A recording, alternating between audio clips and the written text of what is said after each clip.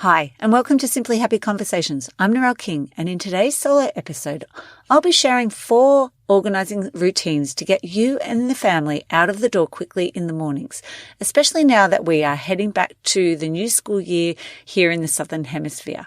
Let's jump into this solo episode. Welcome to Simply Happy Conversations. I'm Narelle King, wellness and organisational coach and yin and nidra yoga instructor. This podcast will help you create more time using organisational strategies so that you can start to simplify your life and prioritise your health. I'll be sharing conversations with other health and organisational experts and solo episodes with tips to help you simplify your life and prioritise your health. Thanks for joining me for today's solo episode. I'm going to be sharing 4 organising routines to get you and your family quickly out the door in the morning. We in the Southern Hemisphere are about to start back into our school year, and I thought it would be a really great opportunity to share just 4 things that you can do in your home. Maybe it might be you choose one of them that you could do to help you leave the house on time and with the least amount of fuss as possible. So one of the first routines that you could do is to organise your home.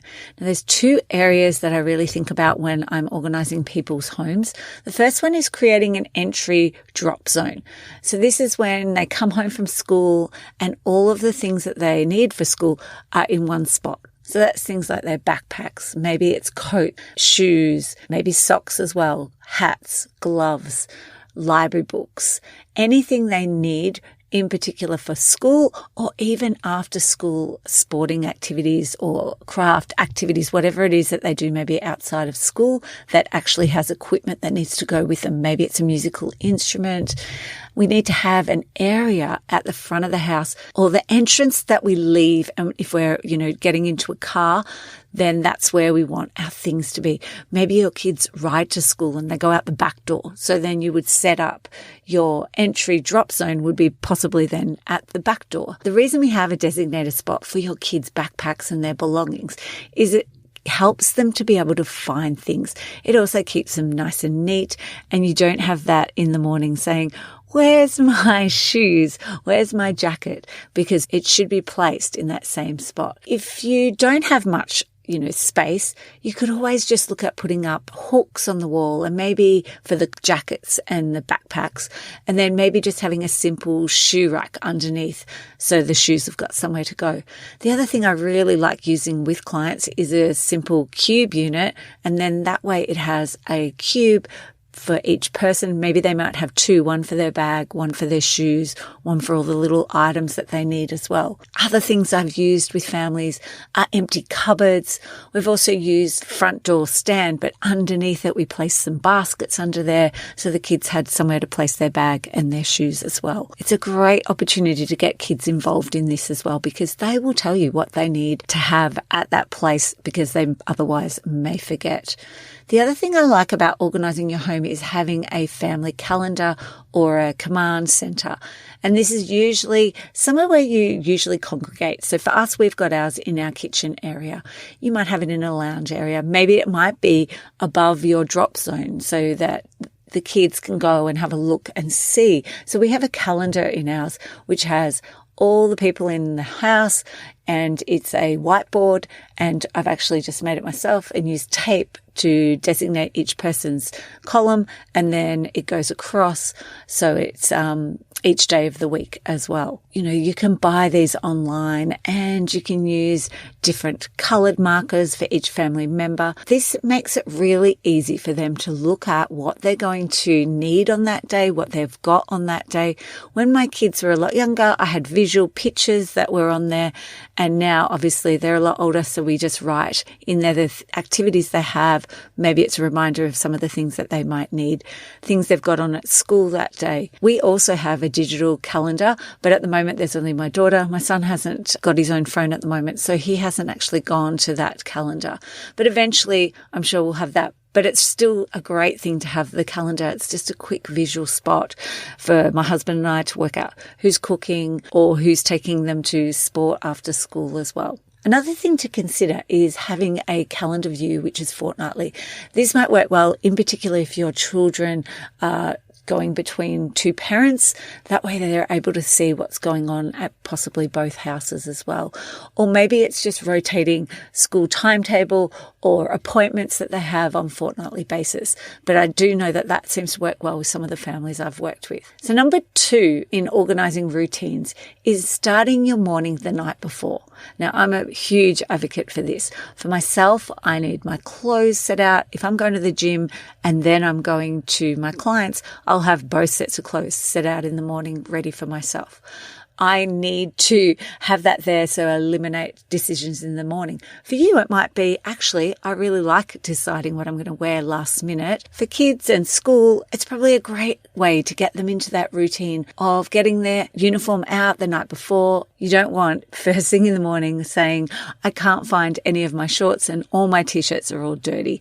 So we want to be prepared from the night before, and we can then maybe quickly throw in a load of washing if we need to and have it airing out overnight and hopefully dry the next day. It also means kids can get things ready like their library books, or it's their homework and the sports gear they might need the next day. It also means they could potentially make some part of their lunchbox. For me, I take a salad for myself, and so I actually just get that ready for myself the night before, and it just saves me time in the morning. So other things for myself that I will do to help me be prepared the night before is I'll print out any documents I might need for clients, and I'll also check to make sure I know where I'm going. I actually pack my car with all of the storage solutions that I might need for the next day. So you might be able to do that, getting ready for work, your meetings you might have, and then making sure like your devices are all charged. And then maybe also looking at what you want to pack for your lunch. So number 3 routine is thinking about your breakfast and possibly even making it the night before. So when we eat healthy breakfast, we're setting ourselves up for a more productive day. For me in particular, my job is very physical and I need to have lots of energy. So I really need to think about the protein that I'm going to have, which is going to help me to grow. And then go is the carbs that I need. So maybe a piece of toast with whatever I'm going to eat. And then the glow, the fruit and veggies that I might also have. So when I'm planning my breakfast, I think of those things, the glow, grow and go items that I'm going to include. So a couple of breakfast ideas that you can pre-plan and have made over the weekend ready for the week are baked beans. I love to make homemade baked beans and they're full of protein.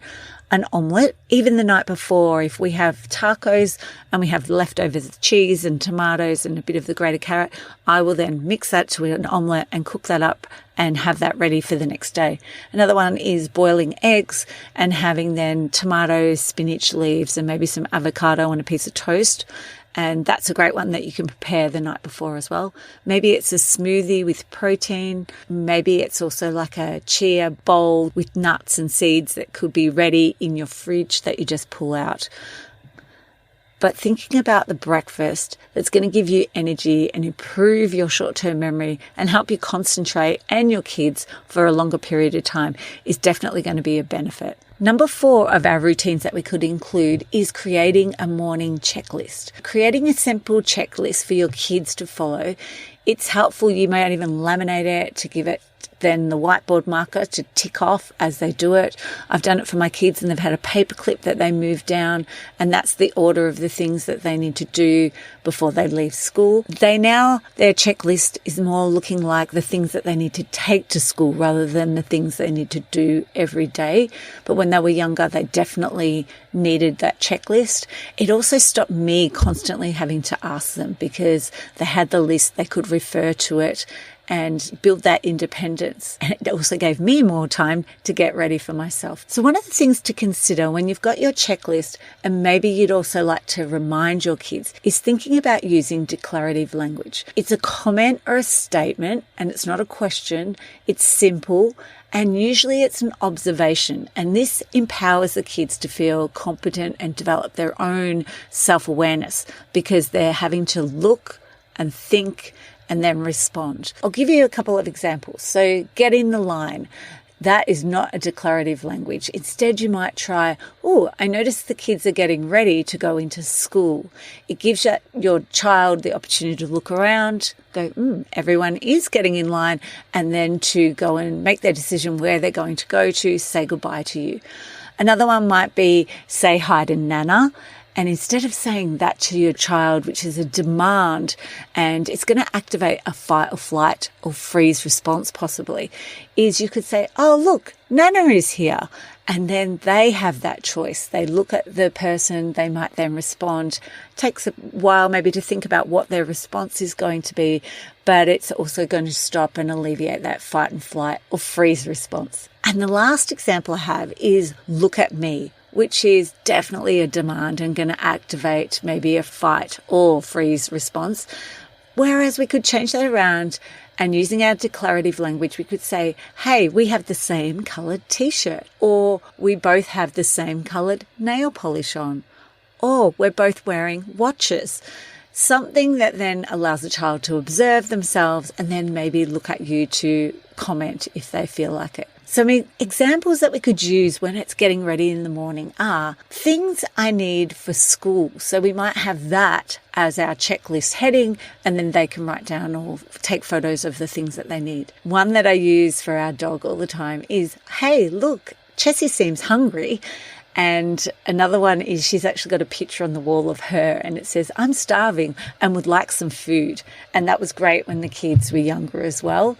And so we still try to do that rather than saying, can you feed the dog? Because that's going to get us a fight and flight response instead. I think we might need cutlery is another one when we're setting the table or getting dinner ready. Your hands look dirty rather than saying, can you go wash your hands? When they're getting their bag ready, it may be just that prompt of, I think you'll need your sports uniform for tomorrow. And then they can go and maybe reflect at the calendar. It might be where they go to, or just asking what's the day of the week so they can remember what they have on each day. Another one that I always found is instead of saying, eat your breakfast, is let's have breakfast. It was a great declarative language that would change the demand to a comment or a statement. So I'll just go through those 4 things. Number 1 was organise your home. So that included an entrance drop zone as well as creating a family calendar or command centre. Number 2 was start your morning the night before. So getting prepared with items you might need, clothing, and even some of your lunchbox. Number 3 was eating a proper breakfast and maybe preparing it the night before. And our last one was number 4 was create a morning checklist. And this was also just taking into account some ideas around declarative language. I hope by sharing these 4 organising routines, you can have a smoother start to your day, and there might be 1 or 2 that you'd like to implement. And for this year, I have set up a Facebook group, Simply Happy Organisation.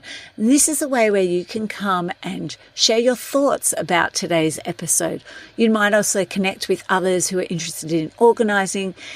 You can share your makeovers to get you motivated and seeing other people what they've done. And it's also a space to sell, donate and buy items that you maybe have and you've been resisting to let go, but now you have someone who possibly would love your items. Thanks for listening to Simply Happy Conversations. Thank you so much for joining me for today's Simply Happy Conversation. If you find yourself wasting precious time searching for misplaced items and wishing for a more organised life, then you need my 5-minute declutter ebook, the ultimate guide to quick and easy organising solutions for a clutter-free and happy home. Forget about spending months KonMariing your house. These fun solutions are designed to give you immediate results in under 5 minutes. Head over to Simply Happy in the resource section and download your free copy and start seeing results in minutes. I'd like to acknowledge the Wathaurong people of the Kulin Nation on which this podcast is recorded as the traditional custodians of the land. I pay my respects to their elders, past, present and emerging.